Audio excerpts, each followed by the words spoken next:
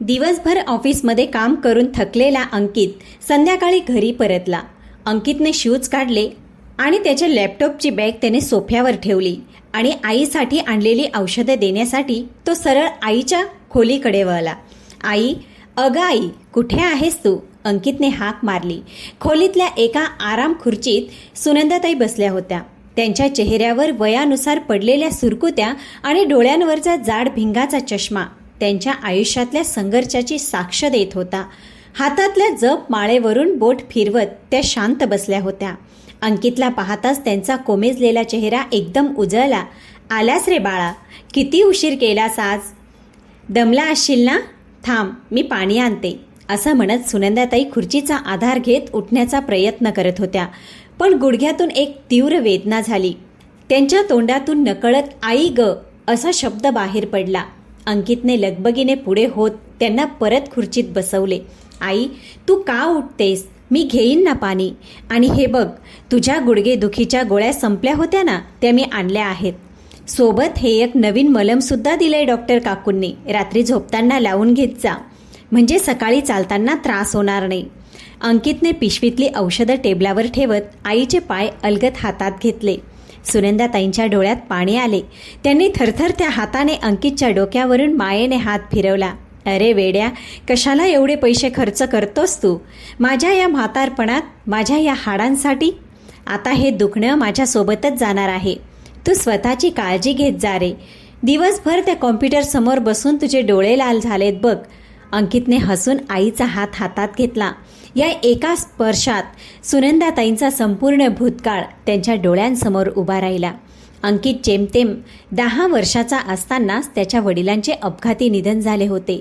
पाठीवर कुणाचाही आधार नसताना सुनंदाताईंनी हार मानली नव्हती. पुण्यातील कोथरूडच्या एका छोट्याशा खोलीत त्यांनी भाजी पोळीचा व्यवसाय सुरू केला. सकाळी 4 वाजता उठून गॅससमोर उभं राहायचं ते रात्री 10 वाजेपर्यंत. पुण्यात नोकरी, शिक्षणासाठी आलेल्या शेकडो मुलांची भूक भागवता भागवता ह्या माऊलीने स्वतःच्या घामाचे शिंपण करून अंकितला वाढवले होते. हाताला चटके बसले, पाठीचे मणके झिजले, पण पोराच्या शिक्षणात कधी खंड पडू दिला नाही. आज अंकित एका मोठ्या IT कंपनीत प्रोजेक्ट मॅनेजर होता. तो केवळ त्याच्या आईच्या त्या 300-400 पोळ्या रोज लाटणाऱ्या संघर्षाच्या जोरावरच. अंकितलाही याची पूर्ण जाणीव होती. तो आईला आपला देव मानत होता. पण हे दृश्य खोलीच्या दारात उभ्या असलेल्या रेवाला मात्र अजिबात रुचत नव्हतं. वाह, काय हे मायलेकाचं प्रेम! दृष्ट काढावी बुवा कुणीतरी. रेवाचा टोमण्याने भरलेला धारधार आवाज खोलीत घुमला. अंकितने दचकून दाराकडे पाहिलं. रेवा दारात हात बांधून उभी होती. अंगावर आधुनिक ड्रेसचा थाट आणि चेहऱ्यावरचा कायमचा एक प्रकारचा वैताग हे तिचे नेहमीचे रूप होते. रेवा, अगं आईच्या गुडघ्यात खूप वेदना होत आहेत. तिला साधं चालताही येत नाहीये, म्हणून तिला औषधं देत होतो. अंकितने शांतपणे समजवण्याचा प्रयत्न केला. रेवाने नाक मुरडले. हो का? मग माझ्यासाठी काय आणलं? मी सकाळपासून या घरात राब राबते. तुमच्या आईच्या पथ्याचं जेवण वेगळं करते, तुमचं वेगळं करते, पण माझी विचारपूस करायला वेळ कुठं आहे तुम्हाला? ऑफिसमधून आल्या आल्या बायकोला विचारायचं सोडून थेट आईच्या पायाशी जाऊन बसायचं. श्रावण बाळच आहात तुम्ही. सुनंदाताईंना सुनेचे हे शब्द जिव्हारी लागले. त्या अपराधीपणे म्हणाल्या, अगं रेवा, तसं नाहीये ग, तो आत्ताच आलाय. मीच त्याला म्हटलं की. आई, तुम्ही मध्ये बोलू नका. रेवाने सासूचा आवाज मध्येच तोडला. तुम्हाला तर नेहमी सवय आहे मध्ये पडायची. हे तुमचे जुनाट विचार आणि हे असले आजाराचे बहाणे घरात नुसतं हॉस्पिटलचं वातावरण करून ठेवलंय. रेवा, आवाज खाली कर. अनिकेतचा संयम आता सुटत चालला होता. आईशी नीट बोलत जा. ती म्हातारी आहे, तिला त्रास होतो म्हणून मी 2 मिनिटं तिच्याजवळ बसलो तर त्यात एवढं चिडायचं काय कारण आहे? चिडू नको तर काय करू? माझ्याकडे बघायला तरी वेळ आहे का तुम्हाला? रेवा तनतन करत आत आली. तुम्हाला फक्त तुमची आई दिसते. माझ्या सासवडच्या घरी माझ्या सख्या बहिणीचं सीमाचं लग्न ठरले. पूर्ण सासवडमध्ये आमच्या लग्नाची चर्चा आहे. माझ्या आईने आणि भावाने स्वतःहून मला निरोप पाठवलाय. पण तुम्हाला काय? तुम्हाला फक्त आई आणि आईच पाहिजे, दुसरं काही सुचतच नाही. मी इथे येऊन लग्न केल्यापासून माझं तर आयुष्य संपल्यासारखं झालंय. रेवाचे हे बोलणे सुनंदाताईंच्या काळजात बाणासारखे घुसले. पण घरातला क्लेश वाढू नये म्हणून त्यांनी मान खाली घातली. अंकित वैतागून म्हणाला, अगं पण लग्नाला अजून वेळ आहे ना, आणि मी कुठे नाही म्हणालोय लग्नाला यायला. हो, पण मला उद्याच सासवडला जायचंय, मला तिथे जाऊन तयारी करायची आहे. पण तुम्ही कुठले मला सोडायला येणार? तुम्ही बसा तुमच्या आईची सेवा करत, असे म्हणत रेवा वेगाने पाय आपटत बेडरूममध्ये निघून गेली. तिने धडाधड कपाटाचे दरवाजे उघडले आणि लग्नाला नेसायच्या काठपदराच्या पैठणी आणि सिल्कच्या साड्या रागाने बेडवर फेकायला सुरुवात केली. तिची सासवडला जाण्याची आणि तिथे जाऊन मिरवण्याची भयंकर घाई तिच्या प्रत्येक कृतीतून जाणवत होती. बाहेर अंकित हताशपणे डोक्याला हात लावून बसला होता आणि सुनंदाताई डोळ्यांच्या कडा पदराने पुसत देवाला धावा करत होत्या. रेवाच्या तंतनाने कोथरूडच्या त्या फ्लॅटमध्ये एक विचित्र आणि तणावपूर्ण शांतता पसरली. अंकित आईच्या पायांना मलम लावून उठला आणि हताशपणे आपल्या लॅपटॉपवर काम करू लागला. रेवाच्या रागाचा पारा खाली यायला 2-3 दिवस लागले, कारण रविवारी तिच्या माहेरची मंडळी पुण्यात येणार होती. रविवारी सकाळीच दारावरची बेल वाजली. रेवाने धावत जाऊन दार उघडलं. दारात तिची आई आणि भाऊ उभे होते. सासवडच्या मोकळ्या हवेत राहणाऱ्या सुनीलच्या चेहऱ्यावर एक वेगळाच रुबाब होता, तर मंदाताईंच्या अंगावर जाड काठाची साडी आणि गळ्यात ठसठशीत सोन्याची पोत होती. सासवडमध्ये त्यांच्या अंजिराचा आणि फुलांचा मोठा व्यवसाय होता, त्यामुळे त्यांच्या वागण्यात एक प्रकारचा श्रीमंतीचा तोरा असायचा. आई, सुनील, या ना, आत या. रेवाचा आनंद गगनात मावेनासा झाला. तिने आईला घट्ट मिठी मारली. आज स्वयंपाकघरातून साजूक तुपाचा, पुरणपोळीचा आणि खमंग कटाच्या आमटीचा घमघमाट सुटला होता. एरवी सासूबाईंसाठी साधं वरणभात करतानाही जीवावर येणारी रेवा आज मात्र एखाद्या सुगरणीसारखी उत्साहाने वावरत होती. जेवणाच्या टेबलावर मंदाताईंचे आणि सुनीलचे जोरदार आदरातिथ्य सुरू होते. घे ना रे सुनील, अजून एक पोळी घे. साजूक तूप वाढू का आई? रेवा प्रेमाने आग्रह करत होती. सुनंदाताई एका बाजूला शांत बसल्या होत्या. रेवाने त्यांना एक पोळी वाढली आणि ती पुन्हा आपल्या भावाच्या गप्पांमध्ये मग्न झाली.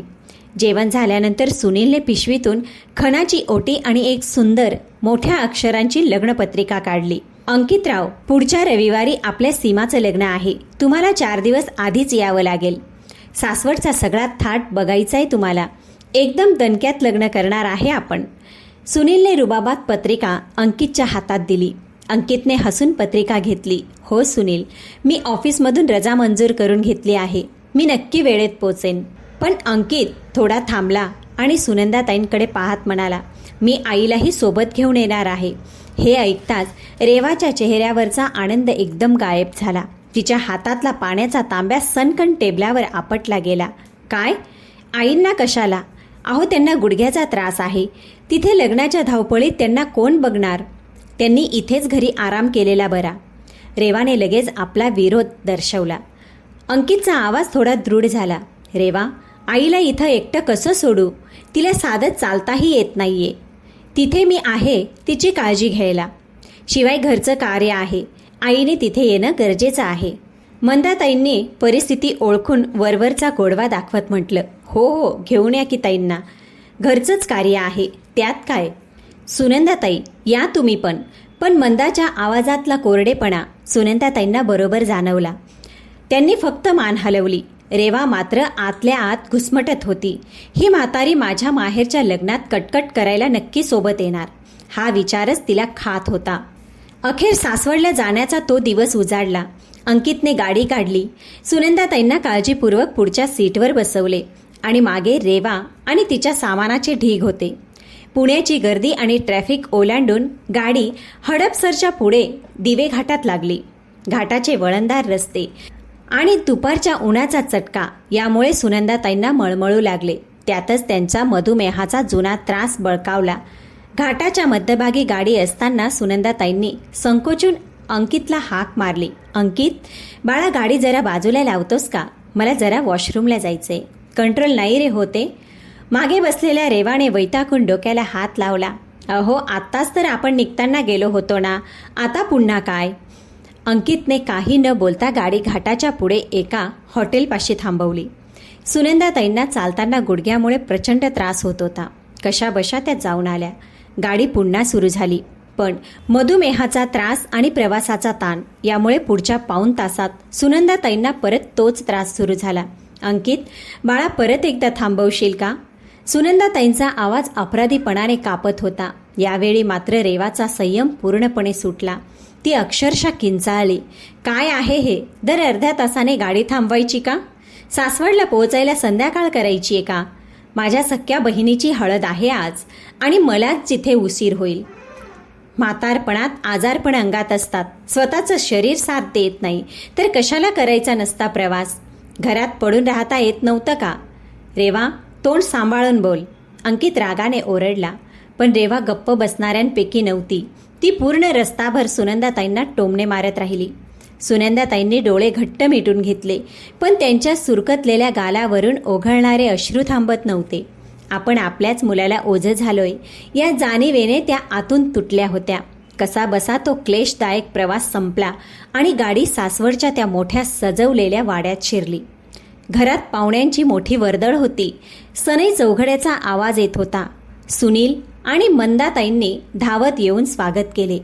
रेवा गाडीतून उतरताच तिची एक मामी तिथे आली आणि म्हणाली, अगं रेवा, किती उशीर केलास ग? हळदीचा मुहूर्त टळून गेला की. एवढा वेळ लागतो का पुण्याहून यायला? रेवाने गाडीचा दरवाजा जोरात आपटला आणि वाड्यात जमलेल्या सगळ्या नातेवाईकांसमोर मोठ्याने म्हणाली, काय सांगणार मामी? यांना विचारा.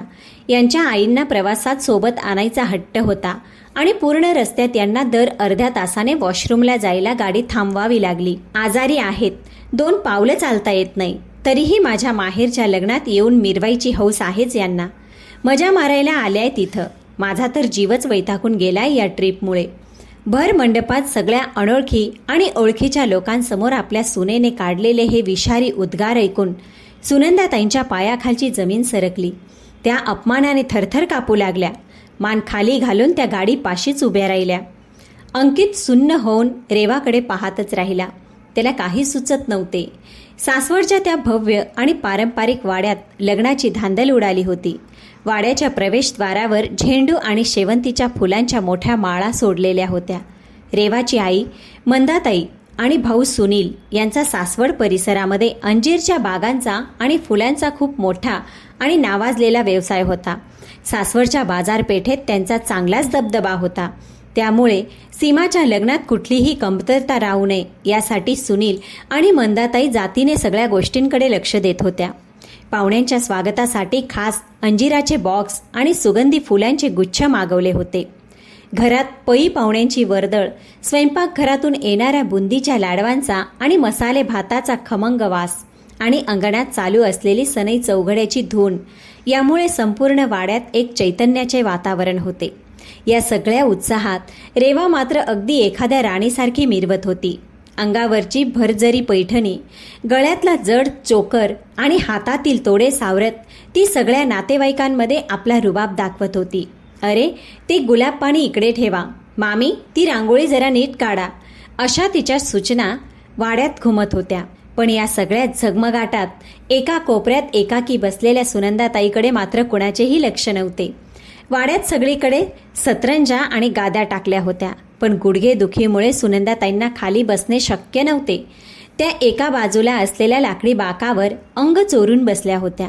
प्रवासातील दगदग आणि वेळेवर जेवण न झाल्यामुळे त्यांच्या शरीरातील साखर कमी झाली होती.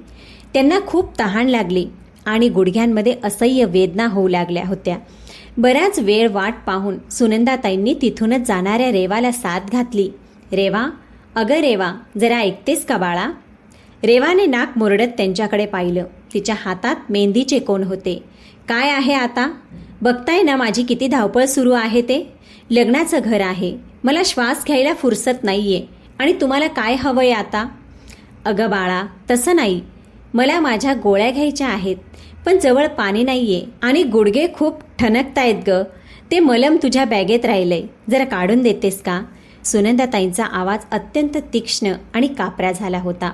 हे ऐकताच रेवाचा पारा चढला. आजूबाजूला तिच्या मावशा, काकू आणि इतर नातेवाईक बायका उभ्या होत्या.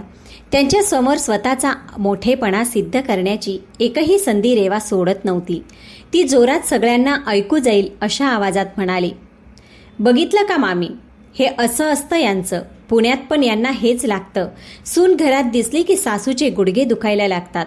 मगाचपासून पाहतीये व्यवस्थित बसल्या होत्या, पण मी कामाला लागले तशी यांची आजाराची नाटके सुरू झाली. तिथल्या एका वयस्कर काकूंनी विचारले, अगं रेवा काय झालं? अगं ताईंना खरंच त्रास होत असेल, वय झालंय ना त्यांचं. यावर रेवाने हसून कुत्सितपणे उत्तर दिलं, अहो कसला त्रास आणि कसलं काय काकू, ही नुसती आजाराची नाटके आहेत. लोकांचं लक्ष वेधून घ्यायची सवय आहे यांना वाटतं की माझ्या माहेरच्या लोकांनी लग्नाची कामं सोडून यांच्या नुसत्या पायाची सेवा करावी. स्वतःच्या मुलाला तर श्रावण बाळ बनवून ठेवलंच आहे. आता माझ्याकडूनही यांना तेच अपेक्षित आहे. पण मी नाही कुणाची गुलामी करणार.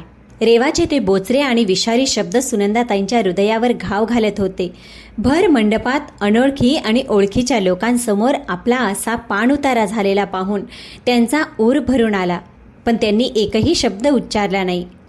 जुन्या पिढीतील ती सोशिक माऊली आपले अश्रू डोळ्यातच लपून मुकाट्याने ते अपमान गिळून गप्प बसली. त्यांनी फक्त मान खाली घातली आणि आपले थरथरणारे हात साडीच्या पदरात लपवले. नेमक्या याच वेळी अंकित तिथे आला. त्याने रेवाचे ते शेवटचे वाक्य ऐकले होते. त्याच्या तळपायाची आग मस्तकाला गेली. त्याचे हात रागाने वळले गेले. त्याला वाटले की आत्ताच्या आत्ता जाऊन रेवाला सर्वांसमोर एक सनसनीत चपराक द्यावी, पण तो थांबला. हे रेवाच्या बहिणीचे लग्न आहे. आपण जर इथे काही तमाशा केला तर उगाच लग्नाच्या आनंदाला गालबोट लागेल आणि आपल्या आईलाच लोक नावे ठेवतील. हा विचार करून त्याने आपला राग आवरला. तो शांतपणे पुढे गेला. त्याने स्वतः पाणी आणले, आईला गोळ्या दिल्या आणि तिच्या शेजारी बसून तिच्या पाठीवरून हात फिरवू लागला. त्याच्या स्पर्शाने सुनंदाताईंना थोडा धीर आला. पण हा सगळा प्रकार लांबून एक व्यक्ती अत्यंत बारकाईने पाहत होती. ती होती रेवाची आई, मंदाताई. मंदाताई स्वतः एका मोठ्या व्यवसायाच्या मालकीण होत्या, पण तिने हा व्यवसाय शून्यातून उभा केला होता. कष्ट काय असतात आणि वृद्धापकाळ काय असतो याची तिला पूर्ण जाणीव होती. आपल्या मुलीचे हे रूप पाहून मंदाताईंना आतून धक्का बसला. जिने आयुष्यभर संघर्ष करून मुलाला वाढवले, त्या एका वयस्क आणि आजारी सासूचा आपल्याच मुलीने असा भर मंडपात अपमान करावा, ही गोष्ट मंदाताईंच्या तत्वांमध्ये बसत नव्हती. तिला रेवाची खूप लाज वाटली. अंकित सारखा समजूतदार जावई आणि सुनंदाबाईंसारखी सोशिक सासू मिळाली असतानाही रेवा असा दुटप्पी आणि स्वार्थी व्यवहार का करतीये? हिला मी हे संस्कार दिलेले नाहीत. मंदाताईंच्या मनात विचारांचे काहूर माजले. रेवाच्या वागण्यातील तो उद्दामपणा आणि सुनंदाताईंच्या डोळ्यातील ती मूक वेदना मंदाताईंना स्वस्थ बसू देत नव्हती. तिने विचार केला, रेवाला नुसतं शब्दांनी समजावून किंवा रागावून काही उपयोग होणार नाही. ती ऐकणार नाही. जोपर्यंत तिला स्वतःच्या चुकीची आणि वेदनेची झळ बसत नाही, तोपर्यंत तिचे डोळे उघडणार नाहीत. तिला तिच्याच भाषेत आणि तिच्याच पद्धतीने धडा शिकवावा लागेल. सासवडच्या त्या पेशवेकालीन थाटाच्या भव्य वाड्यात सीमाचे लग्न अगदी दिमाखात आणि पारंपरिक पद्धतीने पार पडले. लग्नाचा मांडव पिवळ्या धमक झेंडूच्या फुलांनी आणि आंब्याच्या पानांनी, तोरणांनी सजलेला होता. सासवडच्या पद्धतीनुसार मांडलेली रुखवतची आरास पाहण्यासारखी होती. मंदाताईंनी स्वतःच्या देखरेखीखाली रुखवतात अंजिराची बर्फी, खव्याचे पेढे, रंगबिरंगी लोकरीचे विणलेले सुंदर पडदे, मोत्यांनी सजवलेले देवघराची मखर आणि चांदीच्या ताटा, वाट्या सगळं काही ठेवलं होतं. रेवा तर हे सगळं पाहून फुशारून जात होती आणि प्रत्येक पाहुण्याला स्वतःहून रुखवत दाखवत होती. दुपारी लग्नाच्या पंक्ती बसल्या. केळीच्या पानांवर सासवडची खासियत असलेले जेवणावळ सुरू झाले. पानावर साजूक तुपाची धार सोडलेला मसाले भात, वांग्याची रस्सा भाजी, कुरकुरीत भजी, गोड जिलेबी आणि शेवटी थंडगार मठ्ठा असा शाही बेत होता. पंक्तीत आग्रह करून वाढण्याची सासवडची पद्धत पाहुण्यांना खूप भावत होती. या सगळ्या गजबजाटात सुनंदाताई मात्र एका कोपऱ्यात शांत आपले जेवण उरकून बसल्या होत्या. रेवाचे त्यांच्याकडे अजिबात लक्ष नव्हते आणि सुनंदाताईंनीही स्वतःहून काही मागण्याचा प्रयत्न केला नाही. लग्न पार पडले. लेक सासरी गेली आणि वाड्यातली पाहुण्यांची वर्दळ कमी होऊ लागली. थोडी शांतता पसरली. दुसऱ्या दिवशी सकाळी घरात सगळे लग्नाच्या थकव्यामुळे थोडे उशिराच उठले होते. अंकित आणि सुनंदाताई सोप्यावर बसून चहा पीत होत्या आणि रेवा अजून झोपेतच होती. इतक्यात वाड्याच्या आतल्या बाजूने बाथरूमच्या दिशेने एक मोठा आवाज आला, धडाम. आणि पाठोपाठ मंदाताईंची जोरात किंकाळी सुद्धा ऐकू आली. आई ग, मेले रे, कोणीतरी धावा. सुनील, रेवा, कोणी आहे का? त्या भयंकर आवाजाने रेवा झोपेतून दचकून उठली. ती धावतच बाथरूमच्या दिशेने गेली. मागे अंकित, सुनंदाताई आणि सुनीलही पळत आले. पाहतात तर काय, मंदाताई फरशीवर पडली होती. कमरेला हात लावून वेदनेने विव्हळत होती. अर्थात हे सर्व मंदाताईंनी रचलेले एक नाटकच होते. आतल्या रात्रीच तिने सुनीलला विश्वासात घेऊन हा सगळा डाव रचला होता. रेवाच्या डोळ्यात अंजन घालण्यासाठी आणि तिला स्वतःच्या चुकीची जाणीव करून देण्यासाठी हे नाटक अत्यंत गरजेचे होते. हे सुनीललाही पटले. पण रेवाला या नाटकाची अजिबात कल्पना नव्हती. आईला तशा अवस्थेत खाली पडलेले पाहून ती अक्षरशः घाबरून गेली. आई, काय झालं ग? सुनील, उभा काय राहिलायस? बघ ना रे आईला काय झालंय, लवकर उचल तिला. रेवाच्या डोळ्यातून घळाघळा अश्रू वाहू लागले.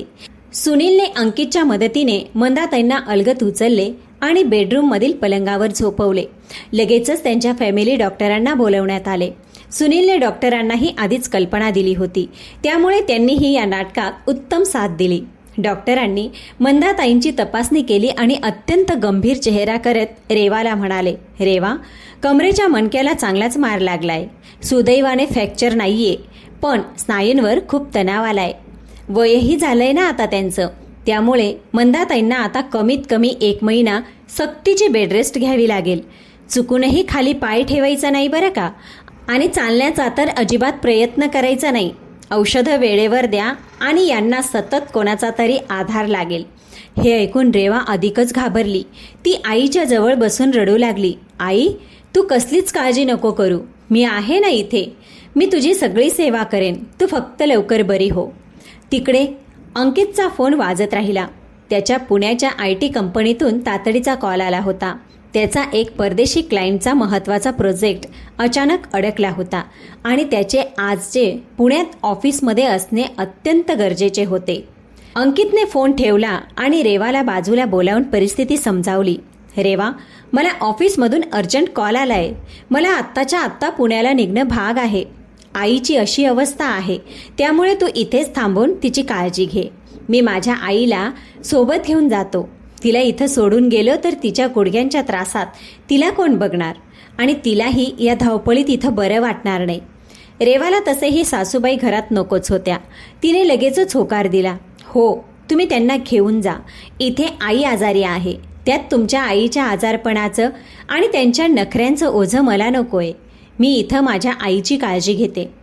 अंकितने सुनंदाताईंचे सामान गाडीत ठेवले. सुनंदाताईंनी जाताना मंदाच्या जवळ जाऊन तिची प्रेमाने विचारपूस केली आणि लवकर बरं होण्याचा आशीर्वाद दिला. अंकित आईला घेऊन गाडीने पुण्याच्या दिशेने निघाला. आता सासवडच्या त्या मोठ्या वाड्यात मंदाताई बेडवर होती आणि रेवा आईच्या सेवेसाठी सज्ज झाली होती. अंकित आपल्या आईला घेऊन पुण्याला निघून गेला. सासवडच्या त्या मोठ्या वाड्यात आता शांतता पसरली.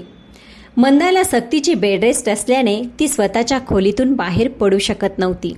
रेवा आपल्या आईची खूप काळजी घेत होती. तिने स्वतःला पूर्णपणे आईच्या सेवेत झोकून दिले होते. पण या सगळ्यात रेवाची वहिनी म्हणजेच सुनीलची बायको स्मिता हिचे वागणे मात्र रेवाला खटकत होते. स्मिता दिसायला खूप स्मार्ट होती आणि ती सुनीलच्या व्यवसायातील हिशोबही सांभाळायची. घरातील सगळे कामं ती उरकायची, पण सासूच्या खोलीकडे ती ढुंकूनही पाहत नव्हती. सकाळचा चहा असो किंवा जेवणाचे ताट स्मिता ते एका नोकराच्या हाती खोलीत पाठवून देत असे. सासूला काही हवे नको ते विचारण्याची साधी तसदीही ती घेत नव्हती. रेवा हे सगळं बघत राहिली, पण कदाचित स्मिताला कामाचा ताण असेल असा विचार करून ती गप्प होती. 2-3 दिवस असेच गेले. एके दिवशी दुपारची वेळ होती. रेवा नुकतीच जेवण करून हॉलमध्ये एका मासिकाची पाने चाळत बसली होती. स्मिता जवळच्या सोफ्यावर बसून लॅपटॉपवर बिझनेसचे काही कामं करत होती. इतक्यात मंदाताईंच्या खोलीतून आवाज आला. स्मिता, अगं स्मिता, जरा ऐकतेस का? मंदाताईंचा आवाज थोडा क्षीण आणि असहाय्य वाटत होता.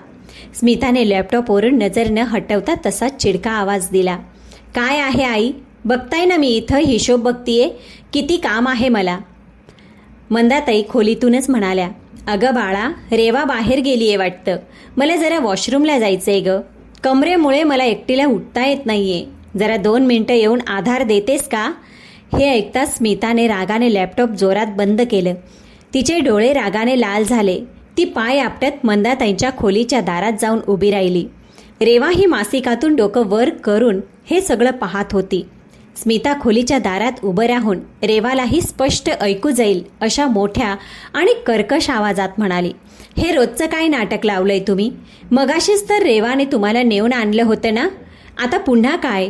तुम्हाला काय वाटतं मी इथं तुमची गुलामी करायला बसली आहे का? मंदाताईंनी अपराधीपणाने मान खाली घातली. अगं पण मला खूप तहान लागली होती म्हणून मी जास्ती पाणी प्यायले आणि आता कंट्रोल होत नाहीये. तू फक्त मला तिथपर्यंत नेऊन सोड ना. पाणी कशाला प्यायचं एवढं?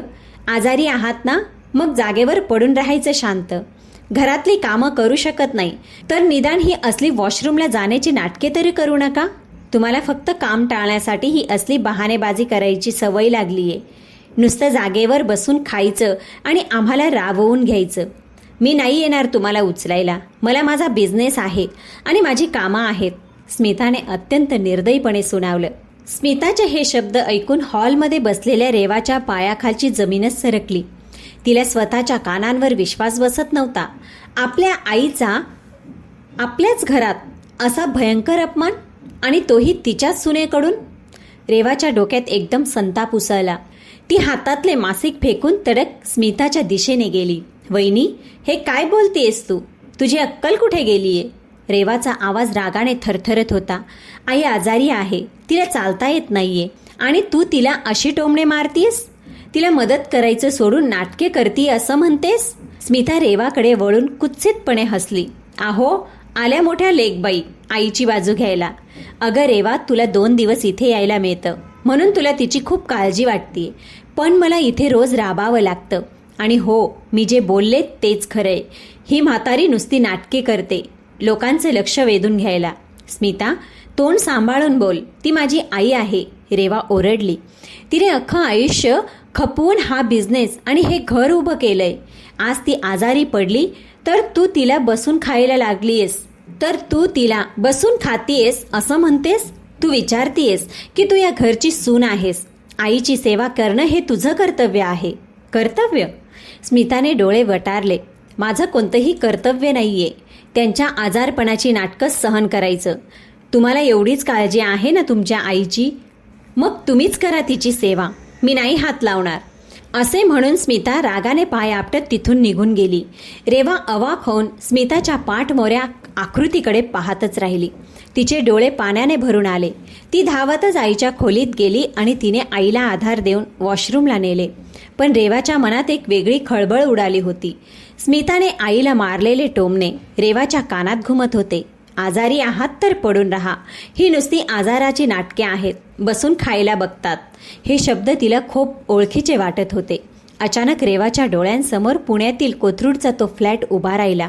तिची स्वतःची सासू सुनंदाताई जेव्हा गुडघेदुखीने विवळत होत्या तेव्हा रेवानेही त्यांना नेमके हेच शब्द सुनावले होते. सासवडला येताना घाटात जेव्हा सुनंदाताईंना वॉशरूमला जायचे होते तेव्हा रेवानेही गाडीत त्यांच्यावर असाच संताप व्यक्त केला होता. भर मंडपात सर्वांसमोर हिणवले होते. आज तेच शब्द, तीच वागणूक तिच्या आईच्या वाट्याला तिच्या वहिनीकडून येत होती. जी वेदना सुनंदाताईंनी निमूटपणे सहन केली होती, ती वेदना आज रेवा स्वतःच्या डोळ्यांनी आईच्या चेहऱ्यावर पाहत होती. तिच्या काळजाचा थरकाप उडाला. कर्माचा हा उलटलेला फासा तिला आता स्पष्ट दिसू लागला होता. पण तिचा अहंकार अजूनही पूर्णपणे गळून पडला नव्हता. तिने ठरवले होते, संध्याकाळी सुनील दादा आला की आपण स्मिताची चांगलीच तक्रार करायची. संध्याकाळची वेळ होती. सासवडच्या वाड्यात आता अंधार दाटून आला होता. रेवाची अस्वस्थता शिगेला पोचली होती. दुपारी स्मिताने आईचा केलेला अपमान तिच्या डोक्यात घुमत होता. इतक्यात सुनील अंजिराच्या बागेतून आणि दुकानाचा हिशोब आटपून घरी परतला. तो सोफ्यावर बसून पाणी पित असतानाच रेवा रागाने फणफणत त्याच्या समोर येऊन उभी राहिली. सुनील, तू आलास? बरं झालं. मला तुझ्याशी आत्ताच्या आत्ता बोलायचं आहे, रेवा अत्यंत चिडलेल्या स्वरात म्हणाली. सुनीलने शांतपणे पाण्याचा ग्लास खाली ठेवला. काय झालं रेवा, एवढी का चिडली आहेस? आणि आईला जेवण दिलं का तू? जेवण? तू तुझ्या बायकोला विचार, ती काय करते घरात. आईला साधं वॉशरूमला जायचं होतं, तर स्मिताने तिला स्पष्ट नकार दिला. उलट तिच्या तोंडावर तिला सुनावून गेली की आई नुसती नाटकी करतीये, बसून खातीये. सुनील, ती आई आहे आपली, जिने एवढं सगळं साम्राज्य उभं केलंय, आणि तुझी बायको तिला घरात अशी वागणूक देते. रेवाचा आवाज आता चांगलाच चढला होता. तिला वाटलं होतं की हे ऐकून सुनीलचा राग अनावर होईल आणि तो स्मिताला 2 शब्द सुनावेल. पण सुनीलने अत्यंत थंडपणे तिच्याकडे पाहिलं आणि म्हणाला, रेवा, यात स्मिताची काय चूक आहे? ती बिझनेसचा एवढा व्याप सांभाळते, रात्री अपरात्री उठून हिशोब करते, घरातली सगळी कामं तीच बघते. आता आई आजारी आहे तर ती किती लक्ष देणार? आणि स्मिताला आईचं काम करावंसं वाटतही नसेल तर मी तिला बळजबरी करू शकत नाही. हे ऐकून रेवाला मोठा धक्का बसला. आपला स्वतःचा भाऊ आपल्या आईबद्दल असं कसं बोलू शकतो?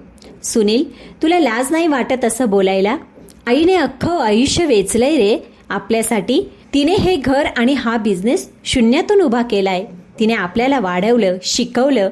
आता म्हातारपणी तिला सांभाळणं हे तुझं कर्तव्य नाही का? बायकोच्या आहारी जाऊन तू आईचे उपकार विसरलास? रेवा अक्षरशः रडत रडत ओरडत होती. असं कसं म्हणतोस तू की स्मिताला करावंसं वाटत नाही? सून आहे ती या घरची. आईने तिला काही मागितलं तर तिने ते करायलाच हवं. आईनेच तर जन्म दिलाय ना तुला, मग तू आईची वेदना कशी समजू शकत नाहीस? कुणीही बाहेरची मुलगी घरात येते आणि आईचा असा अपमान करते. रेवाचे शब्द पूर्ण वाड्यात घुमू लागले. ती आईच्या प्रेमापोटी आणि वहिनीच्या रागापोटी सुनीलला खडे बोल सुनावत होती. अचानक एक सनसनीत चपराक रेवाच्या कानशिरीत बसली.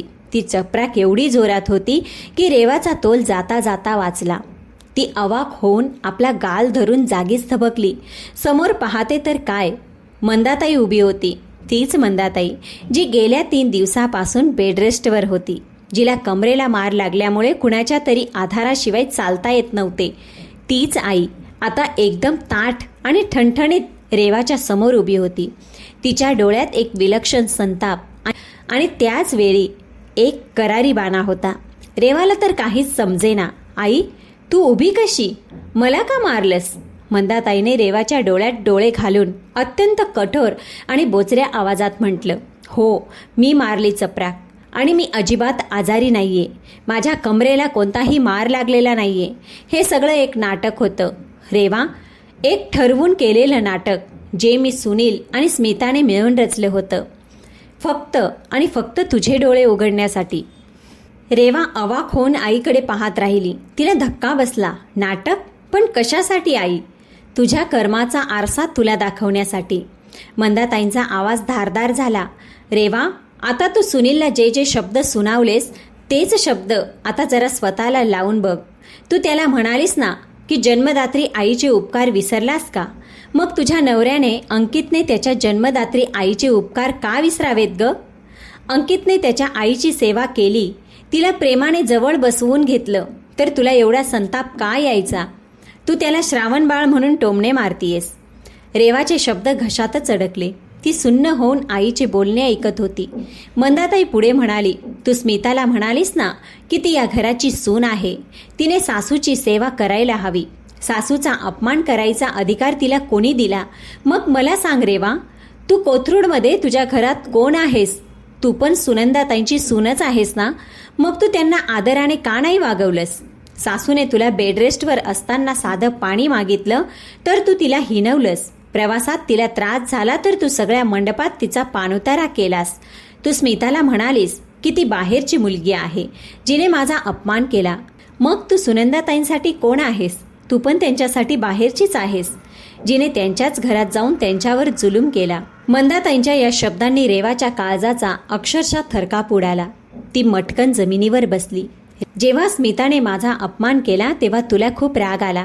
तुला वाटलं की तुझी आई किती बिचारी आहे आणि वहिनी किती क्रूर आहे, कारण इथे तू मुलगी होतीस. पण जेव्हा तू सुनंदाताईंचा अपमान करत होतीस तेव्हा अंकितला काय वाटत असेल याचा तू कधी विचार केलास का? तोही एक मुलगाच आहे ना. पण तू केवळ तुझ्या स्वार्थापोटी सासू सुनेच्या नात्याचा बाजार मांडून ठेवलास. माझी आई ती आई आणि सासू म्हणजे ओझं, ही तुझी दुटप्पी भूमिका मला अजिबात मान्य नाही. मी तुला हे संस्कार नक्कीच दिले नाहीत. मंदाताईंच्या प्रत्येक शब्दाने रेवाच्या अहंकाराचे तुकडे तुकडे झाले.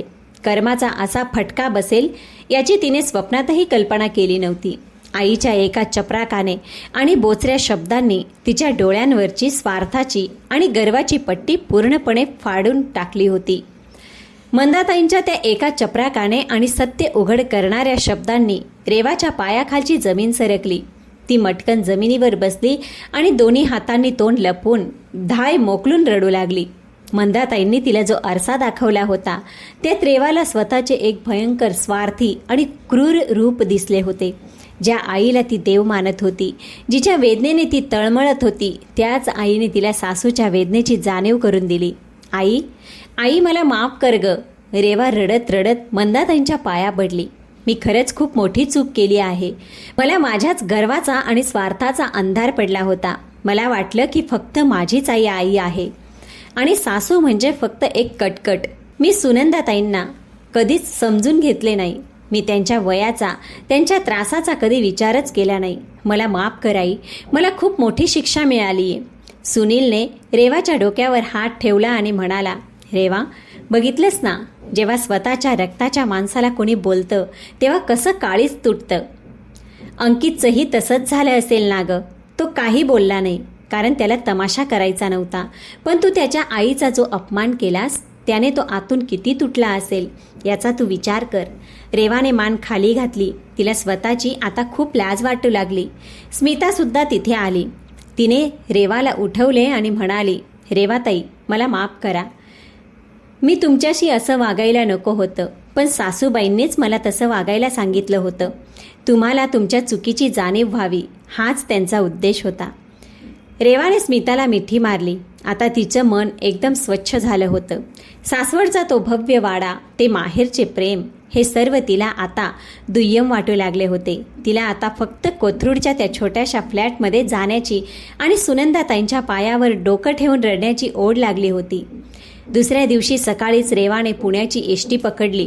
प्रवासात तिला फक्त सुनंदाताईंचे ते दुःखी डोळे आणि अंकितचा तो हताश चेहरा आठवत होता. पुण्यात पोहोचून ती कोथरूडच्या तिच्या सोसायटीत आली. दार उघडताच नेहमी सारखीच शांतता होती. सुनंदाताई सोफ्यावर बसल्या होत्या. गुडघ्याला पट्टी बांधलेली होती आणि त्या एकट्याच माळ जपत होत्या. दार उघडल्याचा आवाज ऐकून त्यांनी पाहिलं तर समोर रेवा उभी होती. सासवडच्या लग्नातून ती एवढ्या लवकर कशी काय परतली या विचाराने त्या थोड्या गोंधळल्या आणि घाबरल्या सुद्धा. काही नवीन भांडण तर काढणार नाही ना या भीतीने त्या हळूच उठण्याचा प्रयत्न करू लागल्या. पण रेवाने हातातील पिशवी तिथेच टाकली आणि ती धावत जाऊन सुनंदाताईंच्या पायावर कोसळली. तिने सासूचे दोन्ही पाय घट्ट धरले आणि लहान मुलासारखी हुंदके देऊन रडू लागली. आई, आई, मला माफ करा. मी खूप मोठी गुन्हेगार आहे तुमची. रेवाचे शब्द रडण्यामुळे अडखळत होते. सुनंदाताईंना काहीच समजेना. त्यांनी रेवाला उठवण्याचा प्रयत्न केला. अगं रेवा, काय झालं बाळा? अशी काय रडतीयेस तू? सासवडला सगळे ठीक आहेत ना? मंदाताईंची तब्येत कशी आहे? तू अशी पायावर का पडतीयेस? उठ बाळा. सुनंदाताईंचा आवाज मायेने ओथंबलेला होता. रेवाने डोळे पुसले आणि हात जोडून म्हणाली, आई, तिथे कुणी आजारी नव्हतं. माझ्या आईने मला धडा शिकवण्यासाठी ते नाटक केलं होतं. तिने मला दाखवून दिलं होतं जेव्हा स्वतःच्या आईचा कुणी अपमान करतं तेव्हा काय वेदना होतात. मी तुमच्याशी इतके जनावरासारखी वागले. तुम्ही आजारी असताना मी तुम्हाला मदत करण्याऐवजी लोकांसमोर हिणवलं. तुमचे अश्रू मला दिसले नाही. मी खूप नीच आहे आई. मी या घराची सून होण्याच्या लायकीची नाहीये. सुनंदाताईंच्या डोळ्यातही आता पाणी जमा झालं होतं. त्यांचा राग आणि अपमान पाण्याच्या एका प्रवाहासारखा वाहून गेला. त्यांनी आपल्या थरथरत्या हातांनी रेवाचा चेहरा वर केला. अगं वेडी, लेकरांकडून चुका होतच असतात आणि आई कधी आपल्या लेकरांवर कायमचा राग धरून बसते का? तू आज मला आई म्हणालीस यातच मला सगळं समाधान मिळालं. मला तुझा आधीही राग नव्हता आणि आत्ताही नाही ग. तू माझी सून नाही तर माझी लेक आहेस आणि लेक चुकत असेल तर तिला जवळ घेऊन समजावणं हे माझं कामच आहे. असे म्हणत सुनंदाताईंनी रेवाला घट्ट मिठी मारली. सासू सुनेच्या नात्यावर साचलेली स्वार्थाची आणि गैरसमजाची ती सगळी धूळ आज त्याच अश्रूंनी कायमची धुवून काढली होती. रेवा आता एक बदललेली, समजूतदार आणि प्रेमळ सून झाली होती. आता फक्त अंकित येण्याची वाट होती. तो या बदललेल्या रेवाला पाहून सुखावणार होता. संध्याकाळचे 6 वाजले. अंकितचे ऑफिसमध्ये अजिबात लक्ष लागत नव्हते. सकाळी सासवडहून येताना रेवा तिथेच थांबली आणि आईचा अपमान झाल्यामुळे घरात अजूनही तणाव होता. अंकितने आज लवकरच लॅपटॉप बंद केला आणि तो तडक कोथरूडच्या घराकडे निघाला. तो विचार करत होता की घरात आई एकटी आहे. रेवा 2-3 दिवस तरी येणार नाही. आईला गुडघ्यामुळे उठता येत नाही. तिने काही खाल्लं पिलं असेल की नाही. तो घाईघाईने लिफ्टने वर आला आणि त्याने दरवाजाची बेल वाजवली. दार कोणी उघडलं असेल तर रेवाने. अंकितला सुखद धक्का बसला. रेवा सासवडहून एवढ्या लवकर कशी परत आली हे त्याला समजेना. पण त्याहूनही मोठा धक्का त्याला आत गेल्यावर बसला. आतून अगरबत्तीचा आणि खमंग फोडणीचा वरणाचा सुगंध येत होता. हॉलमध्ये सगळीकडे आवरून ठेवले होते. सुनंदाताई त्यांच्या आराम खुर्चीत बसल्या होत्या आणि त्यांच्या शेजारी एका छोट्या स्टूलवर बसून रेवा त्यांच्याशी हसत खेळत गप्पा मारत होती. सुनंदाताईंच्या चेहऱ्यावरही एक विलक्षण समाधान आणि आनंद होता. अंकितला वाटले की तो स्वप्न पाहत आहे. त्याने डोळे चोळले. रेवाने अंकितला पाहिले आणि ती हसून म्हणाली, आलात? ऑफिसमध्ये खूप काम होतं ना? फ्रेश व्हा, मी गरम गरम चहा ठेवते. अंकितने अवाक होऊन आईकडे पाहत राहिला. सुनंदाताईंनी त्याला डोळ्यांनीच सगळं ठीक आहे अशी खूण केली. अंकितने फ्रेश होऊन चहा घेतला, पण त्याच्या मनात अनेक प्रश्न होते. रात्रीचे जेवण झाल्यानंतर नेहमीप्रमाणे अंकितने आयुर्वेदिक तेलाची वाटी घेऊन आईच्या खोलीत गेला. सुनंदाताई पलंगावर पाय पसरवून बसल्या होत्या. अंकित त्यांच्या गुडघ्याला तेल लावणार इतक्यात रेवा तिथे आली. तिने अंकितच्या हातातून तेलाची वाटी अलगद काढून घेतली आणि ती हसून म्हणाली, आहो, तुम्ही ऑफिसमध्ये दिवसभर काम करून थकता. आता आईची काळजी घेणं हे माझं काम आहे. तुम्ही आराम करा. रेवा खाली बसली आणि तिने अत्यंत मायेने सासूबाईंच्या गुडघ्याला तेल लावून पाय चेपायला सुरुवात केली. आई, मी हळू दाबतीये ना की अजून थोडं मलम लावू? ती अत्यंत प्रेमाने विचारत होती. सुनंदाताईंच्या डोळ्यात आनंद अश्रू तरळले. त्यांनी थरथरत्या हाताने रेवाच्या डोक्यावर हात ठेवला आणि अंकितकडे पाहून हसल्या. अंकितचेही डोळे भरून आले. त्यांच्या आयुष्यातील सर्वात मोठी अडचण आज कायमची सुटली होती. त्याचे 2 सर्वात जवळचे आणि प्रेमाचे आधार, त्याची जन्मदात्री आई आणि त्याची अर्धांगिनी आज खऱ्या अर्थाने एक झाले होते. रेवा, हे सगळं? अंकितला शब्दच फुटेनात. रेवाने मान खाली घातली आणि म्हणाली, मला माझ्या चुकांची शिक्षा मिळाली अंकित. आईने मला एक असा आरसा दाखवला ज्यात मला माझाच स्वार्थ दिसला. मला समजलंय की अन्नदात्री आई जशी देवासमान असते तशीच सासूसुद्धा असते. मी आजवर फक्त स्वतःचाच विचार केला, पण आता नाही. आता या घरात सासू आणि सून, 2 मैत्रिणी आणि एक आई मुलगी राहतील. अंकितने समाधान मानून एक दीर्घ श्वास घेतला. त्याच्या घराचे आता खऱ्या अर्थाने घरकुल झाले होते. प्रेक्षक मित्रांनो, निसर्गाचा एक नियम आहे, आपण जसं पेरू तसंच उगवतं. जर आपण दुटप्पी भूमिका ठेवून केवळ आपल्याच आईवडिलांचा आदर केला आणि सासू सासऱ्यांना ओझं मांडलं तर येणाऱ्या काळात आपल्यालाही त्याच कर्माची फळं भोगावी लागतात. नात्यात जर तुम्ही आदर दिला तर तुम्हाला आदर मिळतो. कुटुंबात सासू आणि सून यांनी एकमेकींना समजावून घेतलं तर खऱ्या अर्थाने स्वर्गासारखं सुंदर घर निर्माण होतं. प्रेक्षक मित्रांनो, मंदाताईने स्वतःच्या मुलीला धडा शिकवण्यासाठी जे नाटक केले ते तुम्हाला योग्य वाटते का? आणि तुम्ही महाराष्ट्राच्या कोणत्या शहरातून, कोणत्या गावातून, कोणत्या जिल्ह्यातून आमची कथा ऐकत आहात हे कॉमेंटमध्ये नक्की सांगा. चला तर भेटूया पुढच्या कथेसोबत.